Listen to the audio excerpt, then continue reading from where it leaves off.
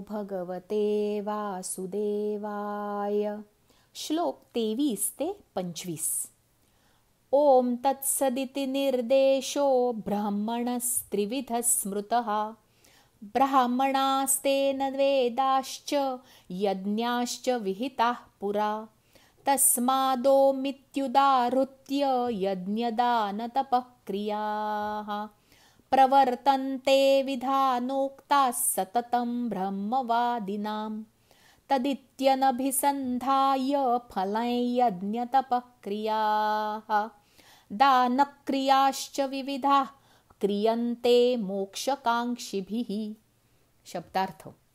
ओम तत्सत अशी 3 प्रकारची सच्चिदानंद घन ब्रह्माची नावे सांगितली आहेत. त्यापासून सृष्टीच्या आरंभी ब्राह्मण, वेद आणि यज्ञादी रचले गेले आहेत. म्हणून वेदमंत्रांचा उच्चार करणाऱ्या श्रेष्ठ पुरुषांच्या शास्त्राने सांगितलेल्या यज्ञ, दान व तपरूप क्रियांचा नेहमी ओम या परमात्म्याच्या नावाचा उच्चार करूनच आरंभ होत असतो. तत् या नावाने संबोधिल्या जाणाऱ्या परमात्म्याचेच हे सर्व आहे या भावनेने फळाची इच्छा न करता नाना प्रकारच्या यज्ञ, तप व दानरूप क्रिया कल्याणाची इच्छा करणाऱ्या पुरुषांकडून केल्या जातात. भावार्थ. गीतेचा अध्याय पूर्ण करताना आपण ओम तत्सत इति म्हणतो. ओम तत्सत याचा अर्थ जो आत्मा आहे, ब्रह्म आहे, जो पूर्ण विशुद्ध ज्ञान आहे असा तो परमात्मा आहे. ओंकार हा उत्पत्ती, स्थिती आणि लय म्हणजे ब्रह्मा, विष्णू आणि शिव यांचे प्रतीक आहे. श्रेयस म्हणजे आपल्यासाठी हितकर, ज्याचा परिणाम मंगलमय असेल. आध्यात्मिक प्रगतीसाठी किंवा मानसिक शांततेसाठी, बौद्धिक उन्नतीसाठी जी स्तोत्र असतात त्यांची सुरुवात ओमने केली जाते. जगणे अर्थपूर्ण होणे, स्वतःच्या जगण्यातला अर्थ सापडणे आणि त्या प्रवासामध्ये घडणाऱ्या सर्व कृती अगदी एकजीव आणि अभिन्न होऊन जाणे असे झाले की श्रेय मिळायला हवे हा भाग लोपून जातो. गणपती आपण ओंकार स्वरूप मानतो आणि कोणत्याही कार्याच्या आरंभी त्याचे स्मरण केले जाते. ओम समर्पण शिकवतो. सौजन्य बुद्धी असावी तरी नम्र राहावे हा ओमचा हेतू. यज्ञ, दान, तप करताना नम्र असावे म्हणून सुरुवातीस ओम म्हटले जाते. ओमने जे सुरू होते त्याने शांतता, समाधान मिळते. ओमचे स्थान आज्ञाचक्रात असते. तत् म्हणजे तत्वमसी, तो तू अर्थात ब्रह्म आहेस. या भावनेने दान केले की निष्काम भावनेने केले जाते. तू म्हणजे काय? ज्याकडे बोट दाखवू ती गोष्ट तू आहेस. प्रत्येक गोष्ट ब्रह्म आहे. देणारा मी आणि घेणारा तू, सगळं ब्रह्म. अहम ब्रह्मास्मी हा समर्पण भाव जेव्हा येतो तेव्हा केलेली प्रत्येक गोष्ट पवित्र होते. घरात, कुटुंबात जे केले जाते ते घरातील प्रत्येक व्यक्तीला दिले जाते. त्याचा तो हक्क असतो. यातून वसुधैव कुटुंबकम ही कल्पना आली. ब्रह्मा पिता आहे, सगळं त्याचं आहे. आपण एका कुटुंबातील आहोत. जे आहे ते सगळ्यांना मिळायला हवं या हेतूने यज्ञ, दान, तप केले जाते. यज्ञ म्हणजे पंचमहाभूतांना अर्पण करावयाची क्रिया. दान म्हणजे सदहेतूने केलेली वस्तू माझ्याकडे आहे आणि तुझ्याकडे नाही म्हणून देत नाही. मला यातील आनंद कळला, त्या आनंदात तुला सामील करून घेतो ही भावना दानात असावी. दाता आणि याचक तृप्त असतील तर ते दान श्रेष्ठ ठरते. सत म्हणजे टिकणारे, अविनाशी, शाश्वत, सर्वव्यापी. जे काम हाती घेऊ त्याचे परिणाम चिरकाल टिकावेत म्हणून सुरुवातीला सत म्हटले जाते. तप म्हणजे ज्ञान मिळवण्यासाठी केलेले प्रयत्न. तूला साक्षी ठेवून केले की पूर्तता निश्चित असते म्हणून ओम तत्सत म्हटले जाते.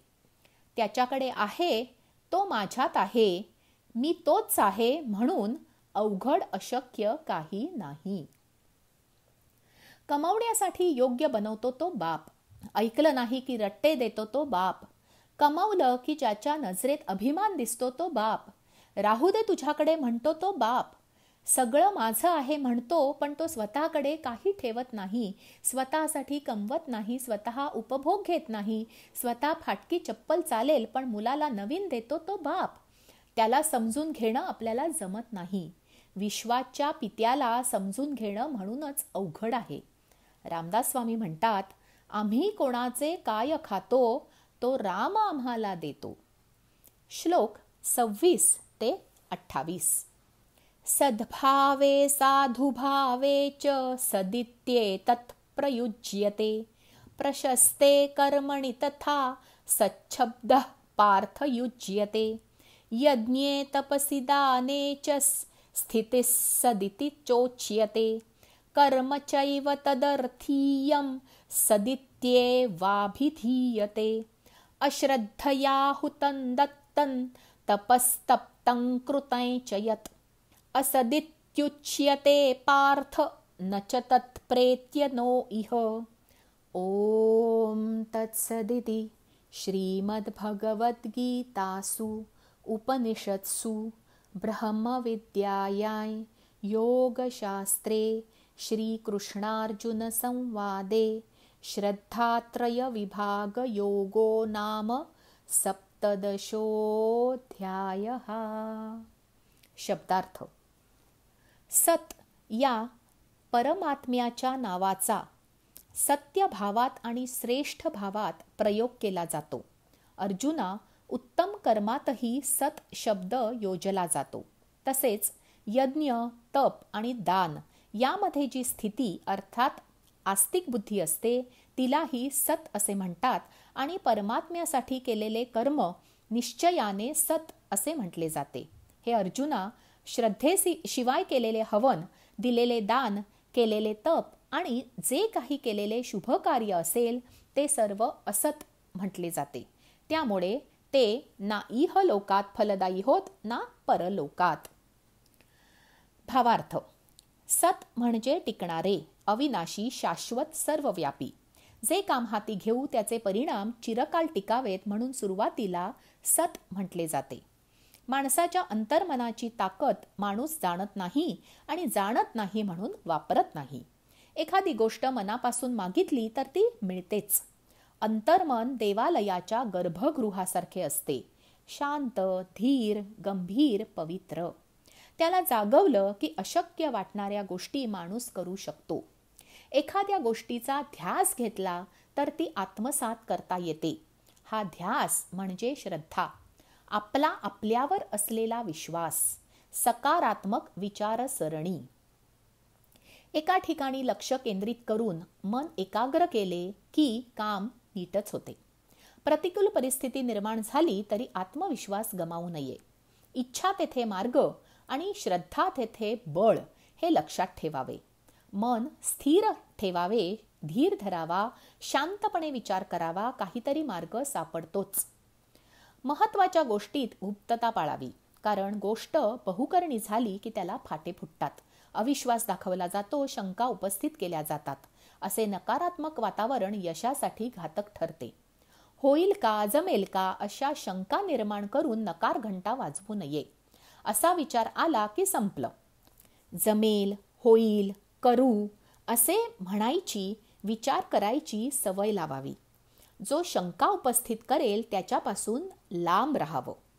3 प्रकारच्या श्रद्धा, यज्ञ, दान, तप, आहार सांगणारा हा अध्याय. जे करू ते आत्मविश्वासाने, विचारपूर्वक आणि श्रद्धापूर्वक करावे अशी शिकवण देणारा अध्याय. वैश्विक कुटुंब ही कल्पना सांगणारा अध्याय. जे आहे त्याच्यावर सर्वांचा अधिकार आहे हे सांगणारा अध्याय. आपल्या संस्कृतीतील समानता सांगणारा अध्याय. आयुष्य सुरळीत सुखात जावे यासाठी श्रद्धा असावी. श्रद्धा बळकट असेल तर घाबरून जायला होत नाही. श्रद्धेत शक्ती असते, त्याने कोणत्याही परिस्थितीत संयम टिकून राहतो. देवाचे नाव घ्यावे आणि सुरुवात करावी. कार्यसिद्धीस नेण्यास श्री समर्थ असतोच. किंतु परंतु मनात न आणता सुरुवात केली की कार्य होतेच. मनाला वळण लावायला हवं. फक्त म्हणायचं, केल्याने होत आहे रे, आधी केलेची पाहिजे. हरिओम तत्सत. आजचे निरूपण इतकेच. जय श्री कृष्ण.